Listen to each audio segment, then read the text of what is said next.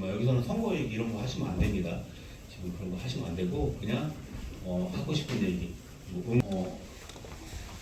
저기 첫 번째로는 오키시마 사건이라고 있습니다. 오키시마호 1945년 8월 24일 날 강제징용 갔다가 한국으로 돌아오는 조선으로 돌아오는 배가 있었는데 그때 많은 분들이 침몰당했어요. 폭발해가지고 침몰당했거든요. 그래서 그게 지금 이제 몇 번 TV에도 나오고 한 달 전에 YTN 뉴스에도 나왔는데 그 부분에 관한 것 좀 더 자세하게 너무 짧게 지나갔기 때문에 오키시마 연합회에 우선 전영옥 회장님이 얘기 나누는 걸로 해서 저기 서도 얘기하시죠. 네, 서도 얘기하세요. 네. 촬영 좀 부탁드리겠습니다. 유튜브 분들.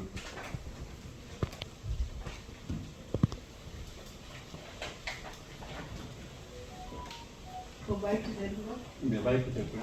누르면 나와요. 네, 됐네. 네, 안녕하십니까. 저는 오늘 사단법인 오키시마 연합회 대표 전영우입니다.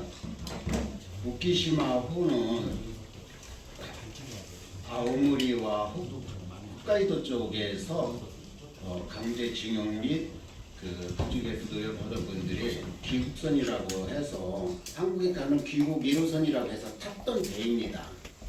그래서 의미가 있는 것이 귀국 1호선이라는 상징성이 있기 때문에 큰 거고, 그 다음에 한 일주일 거쳐서 승선자를 태워서 8월 24일 날, 8월 22일 날 아오모리현에서 출발해서 부산으로 오지 않고 이틀 동안 일본 해안선을 따라서 내려가다가 마이리준만 앞에서 정박 중에 폭침해서 상당히 많은 사람이 죽은 사건인데요. 그동안에는 왜 이게 오키시마가 수면 위로 안 떠올랐냐면 정치적인 그 예민한 부분이 있었습니다. 그러니까 일본 측에서는 미군이 부산에는 지뢰에 부딪혀서 폭침한 거다. 일부 생존자 증언은 아니다. 안에서 의도적으로 폭침한 거다. 그러다 보니까 사망자 숫자도 틀리고 뭐 기타 이제 실종자 이런 것도 안 나오고 해가지고 그 정치적인 이해관계 때문에 개인적으로도 많은 사람들이 얘기를 하고 운동도 했지만은 수면에 떠오르질 않았습니다. 그러다가 무슨 일인지 2024년 9월 그러니까 9월 5일이죠. 1차 명부 예교를 통해서 행안부를 통해서 1차 명부가 왔습니다. 그리고 2차 명부는 10월 23일 날 2차 명부가 왔고 3차 2025년 3월 21일 날 3차 명부가 추가로 왔는데 그 내용에 보니까 증언자들이 얘기했던 숫자하고도 너무나 많은 엄청난 차이가 나는 거예요. 물론 번역 그러니까 이제 추 만들어진 것 같은데 같은 인물 이름 비슷한 거 이런 것들 정리를 해도 숫자가 얼마냐면은 1차에는 11,098명 1, 2차 합해서 18,301명 이것이 이제 그것을 정리를 해도 제가 보기에 일단 한 최소한도 14,000명은 나오지 않을까. 이건 공식적으로 이제 정부와 정부끼리 주고받은 내용이기 때문에 이제 수면 위로 이제 올라와서 예시화를 시켜도 되고 얘기를 할 수 있는 사건입니다. 그러나 우리가 이제 그 다음에는 중요한 것은 행안부의 관리 부서가 없어서 지원을 해주고 싶어도 해줄 수 없다는 것이 요즘이다. 행안부에서는 그렇죠. 지금까지 과거사업 재단이 이제 과거사 문제 부서가 있잖아요. 거기에 4.3 사건, 뭐 지주 사건, 뭐 마성 무슨 사건 해가지고 이렇게 관리 부서가 있어서 한두 사람에도 직원이 있어야 지원을 해도 예산을 편성해서 내려받아서 할 수 있는데 그것이 없는 거예요. 지금까지 왜냐면 없었으니까. 그래서 첫째 그거고, 그 다음에는 이게 이제 그 강제징용재단 같은 경우하고는 조금 다른 사건입니다. 왜냐면 우키시마호에는 길국선이 이루어지만은 징용자들만 탄 것이 아니라 홋카이도나 아오모리 쪽에 가서 정착해서 생활하던 조선인들도 있습니다. 그래서 애기들도 탔어요. 애기들도. 그러니까 그 사람들은 가족들도 탔고 그렇기 때문에 강제징용재단에서 할 일은 아니라고 봅니다. 그래서 이 부서를 위임을 이제 공식적인 우키시마 연합회 사단법인이 있으니 여기서 위탁을 받아서 해야 된다. 이것이 저희 주장이고요. 그리고 지금까지 선례를 보면 강제징용재단에서 일을 안 했어요. 무슨 얘기냐면 저희 아버님 같은 경우도 저희가 신청을 해서 확인을 받았지만은 보상 문제를 얘기하니까 소송을 해야 된대. 행안위 상대로 해서 소송을 해서 그걸 갖고 와서 하면 자기네들은 위로금이라도 조금 줄 수 있다는 거예요. 그러니까 뭐 자기네들은 어떻게 해주기 아무것도 없어요. 권한도 없고. 그래서 거기에 너무 황당해가지고 설립하게 된 동기입니다. 우키시마 연합회가 사단법인이.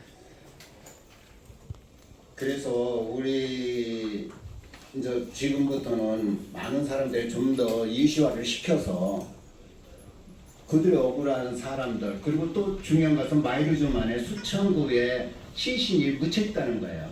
그게 그 사람들 발굴해서 갖고 와야 될 거 아닙니까? 근데 이건 정치적으로는 정부 차원은 어렵습니다. 이권에 여러 가지 복잡한 옮겨지기 때문에. 그래서 이 사건을 해결하려면은 민간 차원에서 해야만이 가능합니다. 근데 사람들은 그 내용을 모르고 정부에서 나서라 하는데 미국도 관련이 돼 있고 일본도 관련 있고 한국 정부도 관련이 있는데 이슈가 되고 곤란하잖아요. 80년 동안 그동안 뭐 했냐. 이렇게 어마어마한 사건은 수천 명이 죽고 수천 명이 생존돼 있고 수천 명이 실종이 된 사건을 왜 이제까지 안 했냐면 이게 국제적으로 이슈가 너무 큰 문제가 되기 때문에 정부 차원에서는 상당히 어렵다고 저는 봅니다. 그 다음에는 이것이 이루어지기 전에 그동안에 다 확인돼서 사람들에게 보상이나 이런 것이 정해지기 전에는 그래도 그 유족들이나 이런 사람들 발굴해서 간접적인 지원을도 해줘야 되지 않겠는가. 이것이 이제 저희 생각입니다. 우키시마 연합회에서의 가지고 있는 생각입니다. 그래서 우리 여기 계신 분들, 특별히 이제 우리 단일 대우 같은 경우에서도 같이 제가 협력을 해서 이 운동에 이제 적극적으로 해보려고 이렇게 생각을 합니다. 좀 더 많이 관심을 가져줬으면 참 좋겠습니다. 네. 우키시마 연합회는 우키시마 연합회 저희 단일대회에서는 회원들이 좀 필요해서 같이 일하실 분들 회원분들이 필요하시니까 같이 힘을 합쳐서 회원 모집하는데 같이 힘을 합치려고 합니다. 그리고 우선 저부터라도 회원이 돼서 뭐 1년에 10,000원이라도 내서 회원이 돼서 이렇게 이런 활동을 할 수 있는 부분에 대한 걸 하고, 그다음에 유족들이 실제로는 뭐 10,000명 분들이 들어가서 혹시 다녔다는 얘기도 있는데 그런 분들도 저희가 이제 회원이 좀 더 생긴 상태에서 같이 활동을 하는 걸로 그렇게 시작하려고 생각하고 있습니다. 그래서 여러분들 많이 그렇게 협조를 해주시면 감사하겠습니다. 네. 그 다음에는 안성에서 오신 분이신데 정효양 회장님 문제가 있어요. 그래서 그 안성에 고압솔로가 엄청나게 몇백 개가 지나가는데 그런 부분에 대한 얘기를 좀 한번 나누고 싶다고 한번 얘기 나누십시오 이렇게 얘기를 했습니다. 네, 얘기하세요. 안녕하세요. 네, 저는 안성시 유통장 연합회 총회장을 맡고 있는 정효양이고요. 또 하나는 이번에 저 새로 발족한 범시민 비대위라고 안성의 LNG선하고 송전선로가 엄청나게 SK 반도체하고 삼성전자 때문에